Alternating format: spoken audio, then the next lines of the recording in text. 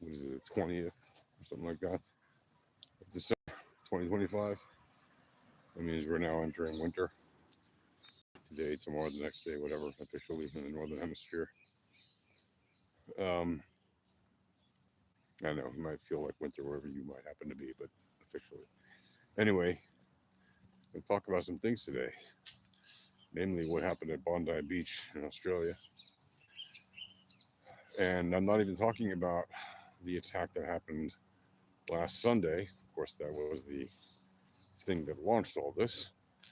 But the secondary attack that happened a couple of days ago, or the attempted attack apparently, that was prevented a couple of days ago by Australia's counterterrorism police, where they arrested 5 suspects, searched their cars, whatever, arrested them.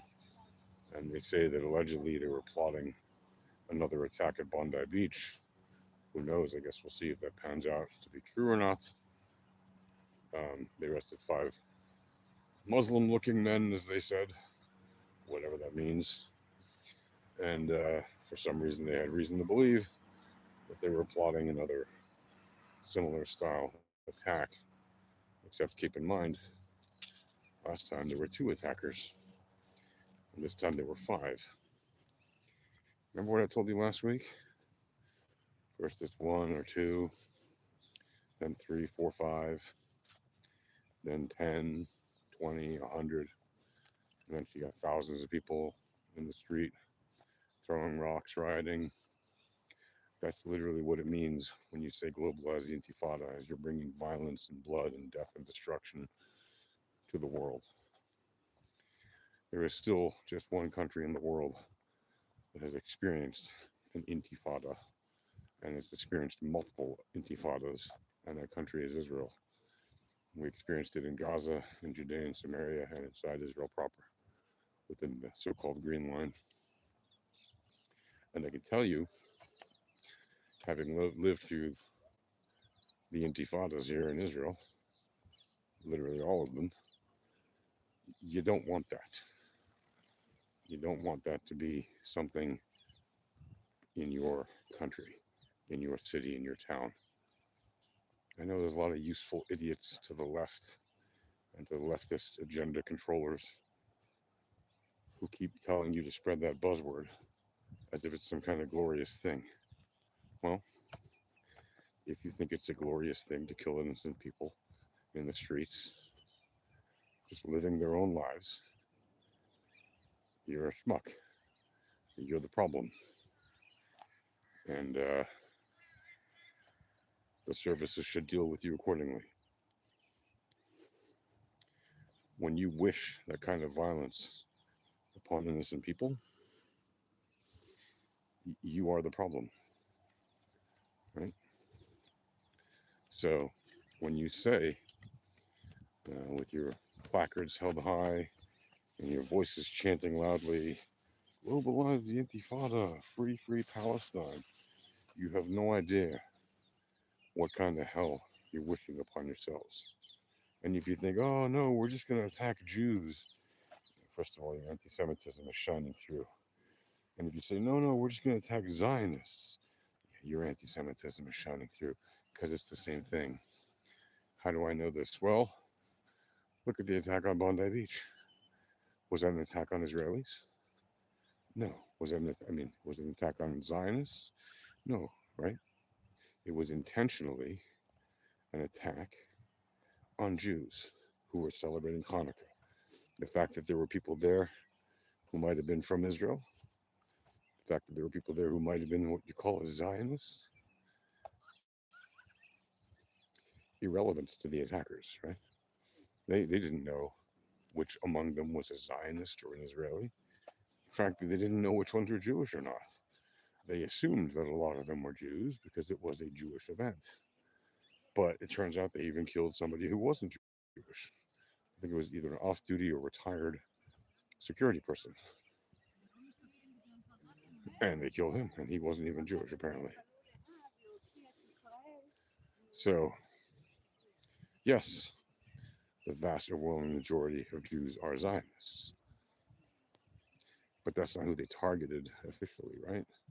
They were specifically trying to kill as many Jews as possible at a Jewish holiday, a festival of lights, literally a celebration of good over evil, of light against the darkness.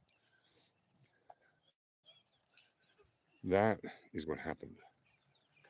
And by the way, did you even know that on that same day, there were multiple attacks around the world, some of them lethal, like the professor at MIT, who happened to be Jewish, who was shot to death. And there was also an attack on a Jewish home in the US where somebody shot up their house, like a drive-by shooting, screaming Allah Akbar or whatever as they went. Happened to be shooting at a Jewish home. There's also a mass stabbing attack in Amsterdam. Right? There were like 4 or 5 events that day of the shooting in Bondi Beach that got very little attention or no attention because of the scale, of course, of the Bondi Beach attacking, in which 16 people were murdered. Right? But that didn't stop the anti-Semites from attacking Jews elsewhere. Even though, like I said, those attacks got hardly any attention at all. Well, there were still deaths involved, and there was still damage involved, and there was still the whole terrorism thing involved, where they were trying to scare people who just happened to be Jewish and scare them from celebrating a holiday of light over darkness. If you don't think that that is messed up, if you think it's all right to attack Jewish people just because they happen to be Jews, if you think it's okay to attack people on a holiday that literally celebrates life over death, good over evil, light over darkness, I don't know what to tell you other than you're the problem. Because you literally are the problem if you support that kind of thing. And if you want to say, but Israel kills babies, you're an idiot. They literally killed children at Bondi Beach. They literally killed a Holocaust survivor and old people at Bondi Beach. And they killed these people on purpose. The rabbi who was hosting the event stood up, put his hands in the air as if to say, don't shoot, and said and begged them to stop shooting. They shot him and killed him. Rabbi Schlanger, a well-known and well-respected and well-loved rabbi of the Chabad community at Bondi Beach. Oh. When you said you put me, I don't know, you guys are saying funny things. Can I apologize for my ancestors' wrong actions? What does that even mean? Who are you even talking to or about? And what ancestors are you talking about? And what wrong actions are you alleging? People are funny. What I can tell you is that, like I said, people who want to globalize this Intifada, y'all are the problem. But guess what? Just like we here in Israel have handled these kind of problems in the past and are currently handling them because we have to every day, well, we will also handle current and new problems as well, whether that's here in Israel or unfortunate events that may happen abroad, like what happened in Australia. And hopefully, the security forces of these other nations will also start to wake up and stop pretending like they can equivocate the madness of Islam with other religions. hopefully the security forces, and yes, of course, I know they operate on a different level than the political echelon, but they still take orders from the political echelon. Let's hope that the security forces are able to wake up the political establishments in the Five Eyes, across all the Five Eyes, across the G8 and the G20, and frankly, around the civilized world at the very least, to stop accepting this kind of extremely violent jihadism. It is not okay. It must end. And however it's done will be for the benefit of mankind. Now, of course, I'm not suggesting genocide or anything crazy like that, but I am saying that if necessary, if the bad guys refuse to put down their arms, if they refuse to reform, and they continue to act violently, well, FAFO. You know, if you're gonna F around, you're gonna find out. You've been pushing the line too often, too much.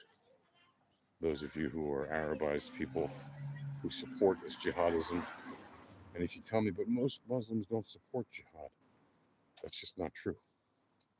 You can tell me that maybe 5, 10, 20% of Muslims are extremists and they want jihad and they actively do things to push it forward. But I will tell you that more than half of Muslims do not actively oppose it.